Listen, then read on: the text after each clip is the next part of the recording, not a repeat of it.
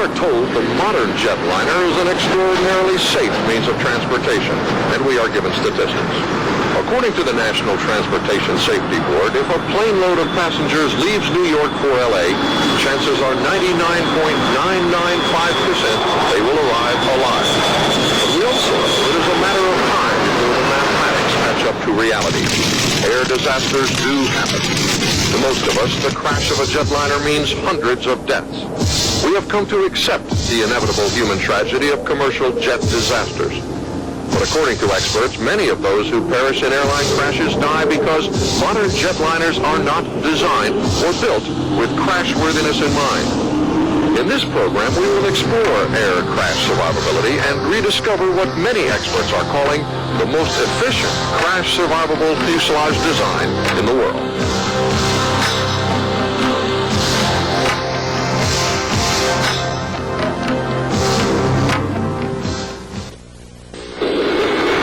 According to many safety experts, our skies are crowded with flying tombs.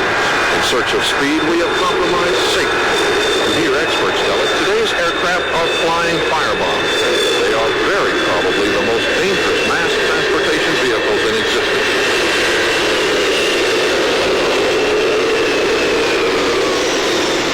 Aircraft today are potential tombs, you might say. The structure of the plane, or the plane itself, is built only to fly, not to crash. Professor Cantilli is Executive Director of Transportation Safety at New York Polytechnic University. Everyday private personal car is built better from that standpoint, crashworthiness, relatively speaking, than is a commercial airplane. And this led me to analyze a number of crashes, and I found that the structure of the fuselage was the weakest portion of this vehicle, that there was fuel right near and under these paying passengers, that comparing it again to a passenger car, the seats are connected very weakly to a part of the cabin that is not the basic structure of the cabin. They're facing forward so that you know that if there is a forward crash, that the people in that seat will have to continue going forward unless they're restrained by seat belts. But the seat belts, as different from your personal car again, are connected to the seat itself and not to the structure of the vehicle.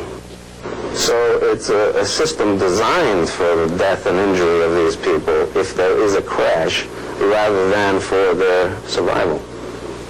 The structural weakness of the Boeing 737 was dramatically demonstrated to its passengers when this fuselage simply came apart in midair in April 1988. I heard an impact, looked up, and I saw that the plane was falling apart up in the front while we were done. On December 29, 1987, it took only a hard landing to crack open the fuselage of this McDonnell Douglas DC-9.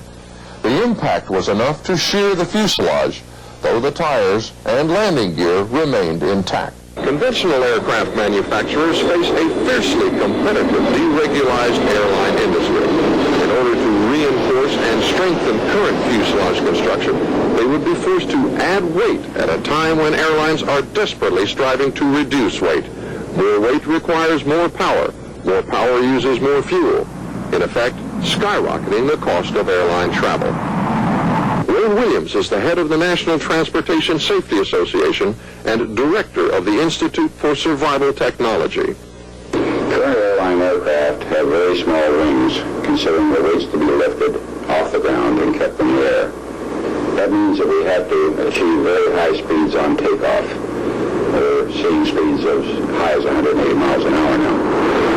So what that means in turn is that we're running out of real estate. We have runways 10 and 12,000 feet long, and there's a possibility that as we raise speeds, we're going to have to lengthen those further, and there must be a limit on that. We marvel at the progress in aviation and consider these machines the peak of technology, but they are in reality very inefficient machines. In fact, apart from the invention of the jet engine, basic aircraft design has remained the same for decades. Rather than redesign and innovation, current aircraft design is a patchwork of compromises and stopgap remedies, particularly in the area of wing design. The use of small wings also creates other problems. The pilots must literally reconfigure or sort of rebuild their wings prior to every takeoff and every landing. This is done by extending slats on the front end of the wing, flaps on the rear edge of the wing. The failure to do that properly, the consequences of that were shown in the Northwest crash in Detroit last summer. We had another really major accident in Chicago some years ago because a leading edge slat failed on takeoff, caused by an engine failure. As the pilot prepares to land, the aircraft is initially slowed by reducing power. Flaps and slats are incrementally extended to slow the aircraft to landing speed. Virtually every landing requires speeds up to 160 miles per hour, stressing tires to their absolute limits, requiring hard braking even with thrust reversers. This is all routine, resulting in overheated brakes and stress on the wheels and tires. In Professor Cantilli's words, enormous quantities of fuel rushing down the runway at speeds in excess of 160 miles per hour is a recipe for disaster. The leading cause of death in aircraft crashes is fire. The FAA has for decades recognized post-crash fires as the greatest threat to crash survivors. That has not, however, led to any action to reduce the potential for fires. On most conventional planes, the engines are hung from the wings where fuel is stored. In addition, the wheels and landing gear are attached to the fuel tank supporting structures. Therefore, when there is a crash, the fuel tank is ruptured and a fire occurs. The newest airline aircraft also use a horizontal tail as a fuel tank. That means now we have fuel behind us as well as beneath the floor of the aircraft in the fuel lines running the full length of the aircraft. We're surrounded by fire potential. This crash impact demonstration, sponsored by the FAA, shows what happens to most conventional jets in a, quote, survivable crash situation, end quote. It is important to note the plane was full of anti-misting fuel, which theoretically reduced crash fire hazards. In a lot of accidents, about 60%, we're facing a high probability of fire. It's probably going to be a fuel fire that starts externally, but can quickly spread into the cabin, either through a door that's been opened in a hurry, or by melting the windows, or through cracks in the fuselage. And once that cabin ignites, you have about 2 minutes before flashover occurs, which is a sort of an explosion of the flammable gases that have built up as the cabin components burn. What happened before the fire was the things we're talking about: seat failures, belt failures, luggage compounding problems, things falling apart generally. So the people who were still conscious, and a lot wouldn't be, and capable of evacuating, wouldn't have aisles to go through. They typically were climbing over seats and over other people's bodies to get to exits. These schematic diagrams show a cross-section of a conventional jetliner. Fuel is stored in the wings directly over the engines and landing gear. In many cases, fuel is even stored directly under passengers in the fuselage. A sufficiently hard impact can, and often does, spill hundreds of pounds of jet fuel, creating a potentially catastrophic fire hazard.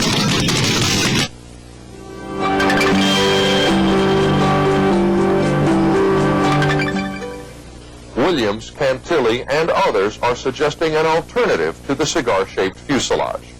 This is a Burnelli design modern jet aircraft.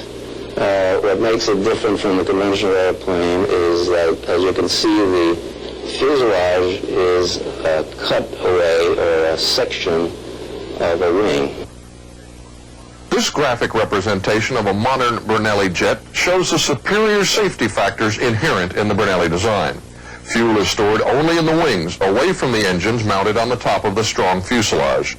The fuselage is shaped like an airfoil and gives the aircraft tremendous lifting capability while affording more space inside for passengers and cargo. These graphics illustrate the Burnelli's superior performance compared with a conventional jet, in this case an MD-80, the latest version of the McDonnell Douglas DC-9. On takeoff, the